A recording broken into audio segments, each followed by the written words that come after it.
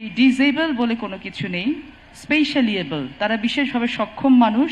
আমাদের যদি দৃষ্টিভঙ্গি আমরা চেঞ্জ করতে না পারি এ সকল সন্তানদের প্রতি, তাহলে কিন্তু কোনো ডেভেলপমেন্টই সাস্টেইনেবল হবে না।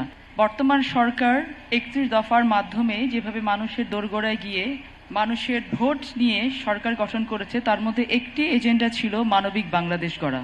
আমরা যে কার্যক্রমটা করতে চাচ্ছি, যে সেক্টরকে নিয়ে করতে চাচ্ছি, তাদেরকে একটি ইনফরমেশন, একটি মেসেজ আমরা দিতে চাচ্ছি, আপনারা মানেই বাংলাদেশ।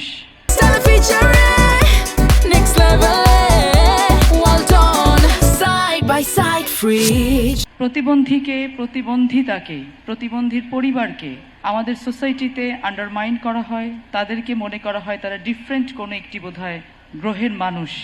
এই মানুষগুলো যে আমাদেরই সন্তান, এই মানুষগুলো যে আমাদেরই আপনজন, সেই বিষয়টাকে সার্বিকভাবে তুলে ধরার জন্য আমাদের এই পথ চলা।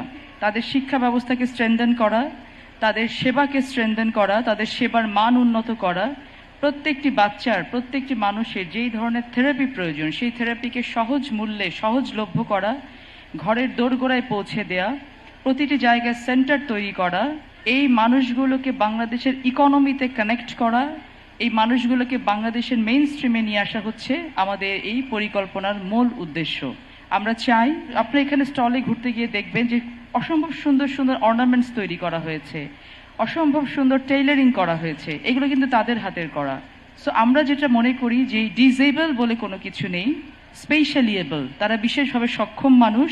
আমাদের উদ্দেশ্য হচ্ছে এই সক্ষম মানুষগুলোকে তাদের সক্ষমতা অনুযায়ী তুলে নিয়ে আসা, তাদেরকে সেই পরিবেশটুকু করে দেয়া, যাতে করে তারা মনে করতে পারে যে একটি রাষ্ট্র তার নাগরিক সাথে যে সোশ্যাল কন্ট্রাক্টটা করে, একটি রাষ্ট্র তার নাগরিককে যতগুলো অধিকার দিতে বাধ্য থাকে, প্রত্যেকটি অধিকার পাওয়ার যোগ্যতা তারা রাখেন। বিগত সময়গুলোতে আমরা কথা বলেছি অনেক, কাজ করেছি কম। এখন আমাদের কথা কম, আমাদের কাজ কেবল কথা বলবে ইনশাআল্লাহ।